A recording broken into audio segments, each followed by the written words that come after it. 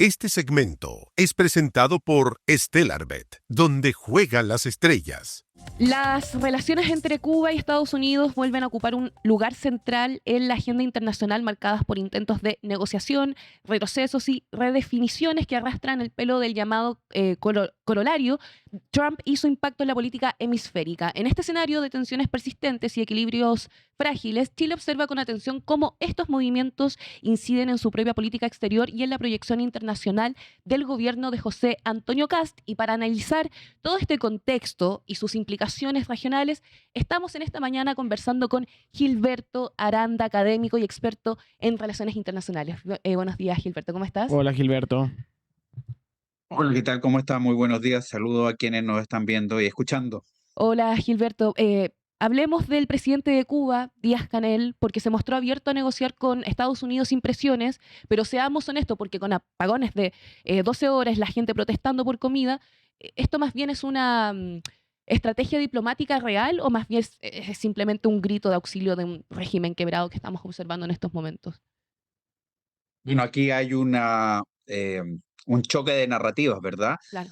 Que probablemente están realmente coexistiendo ambas. Por una parte, hay un mal manejo económico que está claramente indicado incluso por la propia Cuba, que es del Congreso de 2011 del Partido Comunista, se comprometió a hacer una serie de cambios y reformas que no ha hecho. Y por otra parte, hay una narrativa que habla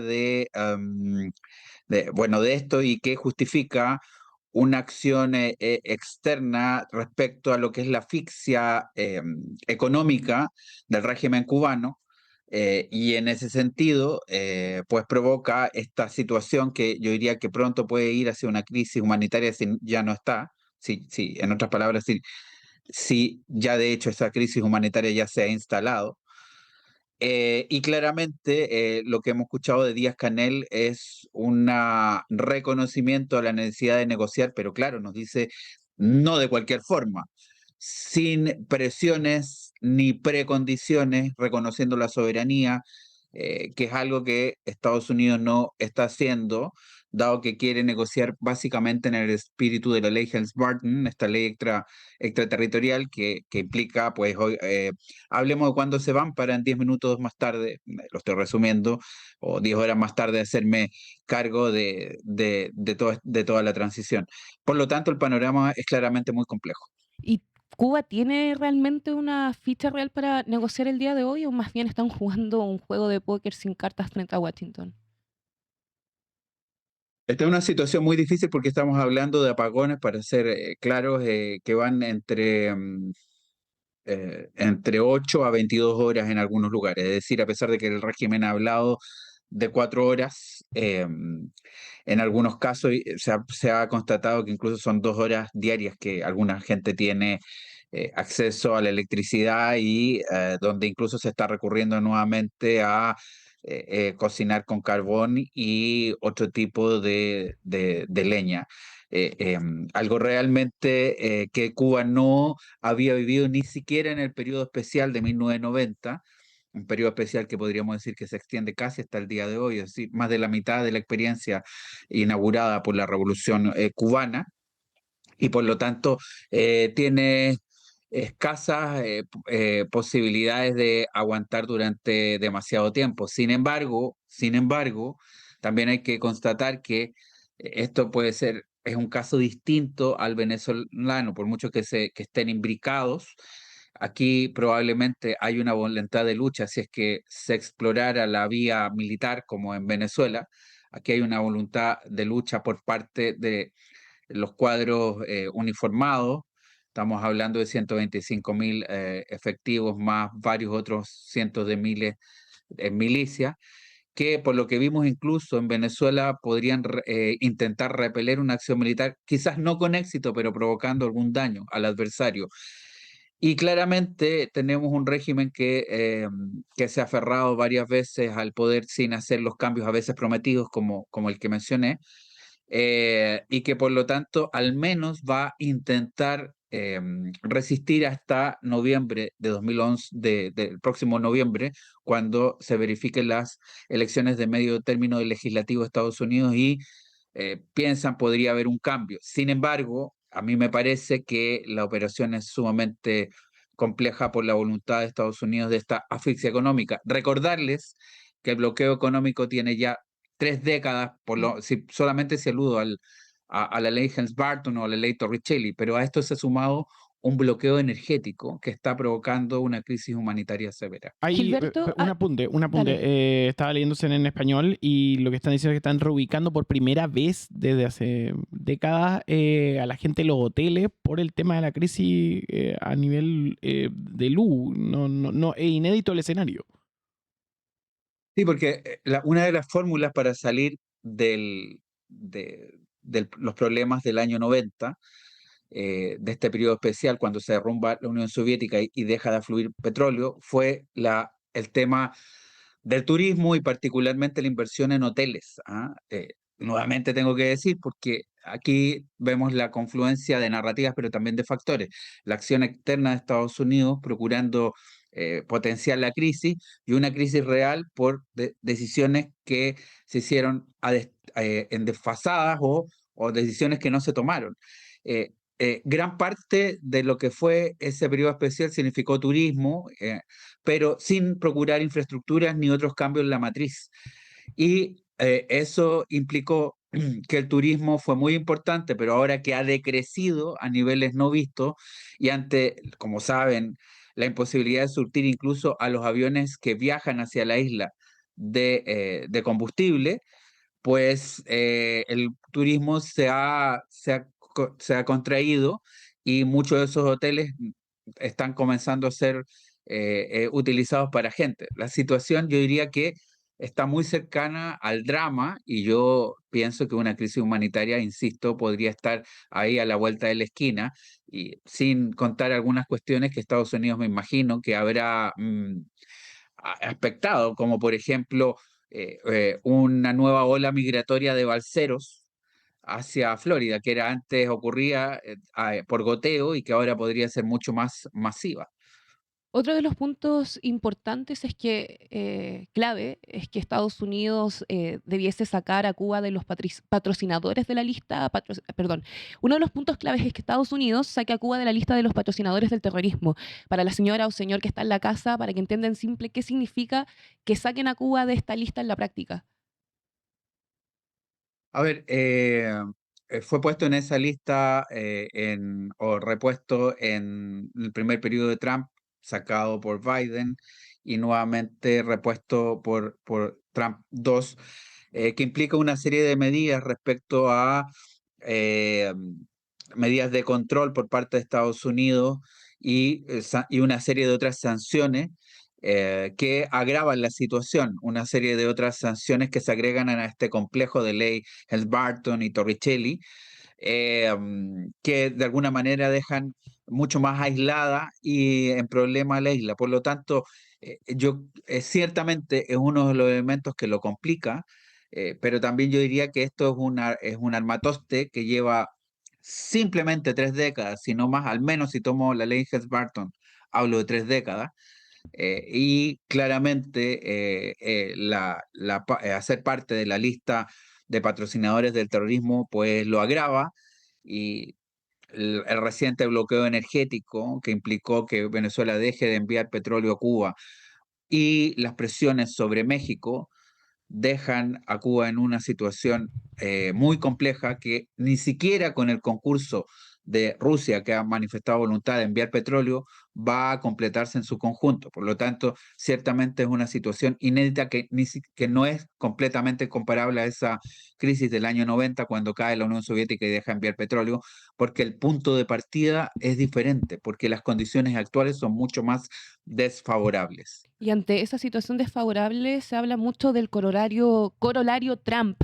Suena a una teoría compleja. ¿Tú podrías explicar a la gente en simple qué significa? ¿Se podría decir que es la idea de que América Latina es propiedad privada de Estados Unidos o no? A ver, lo vamos a decir de esta manera. Hay una doctrina Monroe en 1823, en diciembre de 1823, que declara que América es para los americanos y muchos, entre otros, Diego Portales, contemporáneos, pensó que había que tener cuidado con esa frase, que no solamente significaba que cada república se haría cargo autónomamente de sus destinos, sino que además Estados Unidos fungiría de gendarme y de controlador de la región. Esa idea tuvo distintos vaivenes. En 1895 tuvo un colorario Olney y en 1904 tuvo el colorario Roosevelt. Este es el crucial porque el colorario Roosevelt dice que Estados Unidos puede intervenir en cualquier lugar de América Latina si las condiciones de inestabilidad o de amenaza a Estados Unidos pues lo requieren.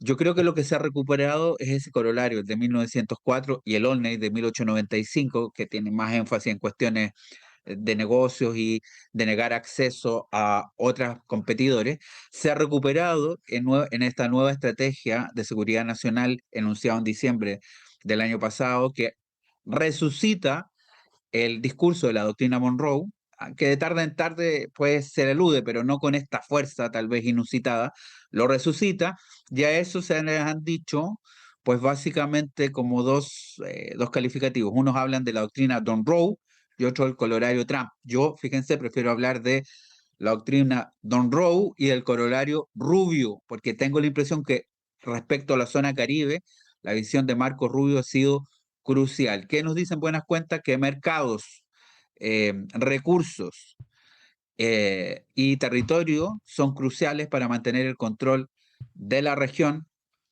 por parte de Estados Unidos, de la región latinoamericana y particularmente México, Centroamérica y el Caribe, y de negar el acceso a recursos y mercados a otro tipo de competidores, léase China, Rusia, etcétera.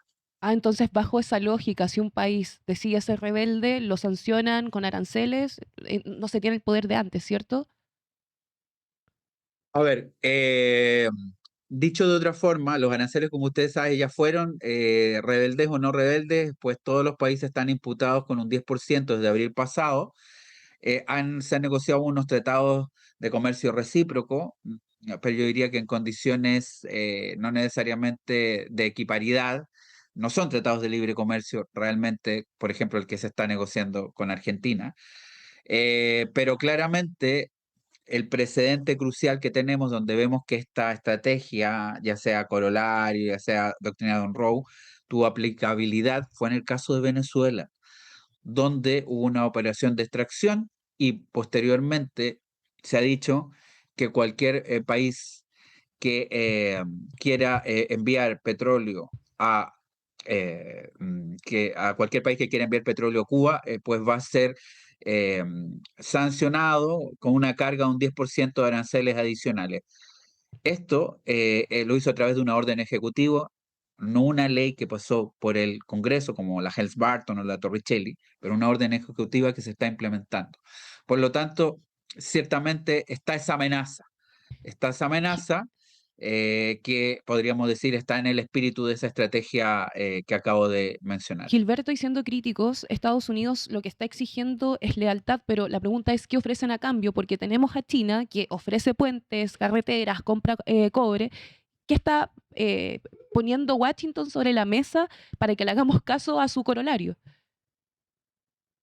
A ver, nos dice incluso más que eso la estrategia de seguridad nacional, más que el tema que mencionaba, nos dice que la idea es que los países de la región, le hace América Latina, disminuyan su comercio, que entienden que necesitaban comerciar con Asia, hablan de Asia, pero que disminuyan su comercio gradualmente. Y esa es la pregunta que muchos se hacen. Si América Latina disminuye el comercio, pues, ¿cuál es la oferta de Estados Unidos? ¿Va a suplirlo? Porque si va a suplirlo, uno podría decir, pues no hay riesgo, pero no está esa certeza. Más bien, la interrogante de un Estados Unidos que de alguna manera no logre equiparar los volúmenes de venta de materias primas por parte de América Latina, como la soya, por decir Argentina, el cobre de Chile, no logre equiparar a lo que está consumiendo Asia.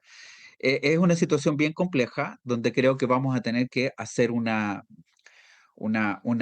reflexión reposada y vamos a tener que pensar cuáles son las líneas rojas. Probablemente en el ámbito de la seguridad y en lo estratégico no haya mucho espacio para, en el caso de América Latina, para de alguna manera buscar otro tipo de relaciones. Y por lo tanto, las inversiones estratégicas va a haber que mirar muy bien con quién se hacen, pero por otro está el comercio que es tan crucial para el desarrollo de los países y ahí es importante una estrategia de múltiples asociaciones, de alineamientos múltiples donde América Latina o particularmente Chile va a tener que mirar al Pacífico, va a tener que mirar Oceanía, va a tener que mirar hacia el sudeste asiático y particularmente la India para no entrar en esta confrontación bipolarizadora de Estados Unidos o China y de alguna manera resguardar márgenes de autonomía mínimos. En lo estratégico y securitario, quiero ser muy claro, probablemente hay que ser realista y hay poco espacio para ensayar otro tipo de alianzas. En lo comercial, en lo económico, ciertamente ahí hay que ensayar múltiples alineamientos. Gilberto, queríamos agradecerte esta mañana por acompañarnos en Turno AM. Para cerrar, llevando este plano a Chile, si tú fueras el asesor principal del canciller de nuestro país, sabemos que el mundo está polarizado, estamos en un mundo de guerra, por una parte vemos lo que está pasando en Ucrania, en Gaza, tensión también en Taiwán. ¿Qué le recomendarías al canciller en Chile? ¿Un perfil más bien bajo o defender valores occidentales? Los nacionalistas les recomendaría que no necesariamente son las personas que están en en el gobierno, pero son algunos de los sectores que se expresan a menudo a favor de determinadas alianzas. A los nacionalistas les recomendaría Relera Portales, que es un líder conservador y nacionalista, que siempre opinó que el futuro de Chile era el Pacífico y 200 años después creo que eso ha cambiado hasta cierto punto. Y al nuevo gobierno, que no realmente ni a este ni al que viene necesariamente tengo capacidad de incidir, pero sí de comentar que en un mundo que ciertamente va cambiando, hay que tener una dosis de realismo, sin duda, para reconocer que hay un ámbito estratégico donde nuestra ubicación en el hemisferio occidental nos hace de alguna manera muy cercano a Estados Unidos y probablemente hay poco espacio de maniobra, pero al mismo tiempo hay que reconocer que las necesidades de Chile se cubren a través de múltiples socios comerciales que no necesariamente están en este hemisferio, incluso que van más allá de la región y que por lo tanto no hay que perder de vista que por el bien de Chile, incluso por el comercio que tanto se ha defendido, es importante ensayar esta alianza de potencias medias regionales, alianzas de potencias medias globales. Chile es más bien regional que global, donde se pueden buscar otro tipo de asociaciones que resguarden los intereses de Chile y de su gente en el sudeste asiático, con los países del ASEAN, en lo que son también los países de Oceanía y particularmente con la India. Creo que ahí pues está parte de una respuesta para evitar bipolarizaciones rígidas en lo económico. Probablemente en lo estratégico tenemos menos espacio para maniobra. Ya estamos un poco pasados de la hora, pero no puedo dejar de preguntarte cuál sería el mayor error no forzado que podría cometer el gobierno de Kast en política exterior. ¿Podría ser, por ejemplo, sobre ideologizar la Cancillería? Bueno, por las designaciones que tenemos, vemos más bien una persona que tiene amplia experiencia en negocios y en economía y un subsecretario que conoce la Cancillería en forma bastante importante porque ha sido funcionario de la misma durante años.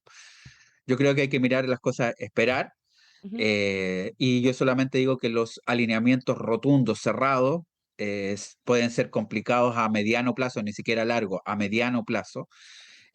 Insisto, en lo estratégico es importante, hay que reconocer que no hay mucha opción para otros alineamientos, pero en lo económico y en lo comercial, particularmente, no se puede hacer de lado la idea de ensayar múltiples asociaciones y múltiples alineamientos. Eh, mi temor es un alineamiento cerrado en todo nivel, que finalmente devenga en problemas para la economía.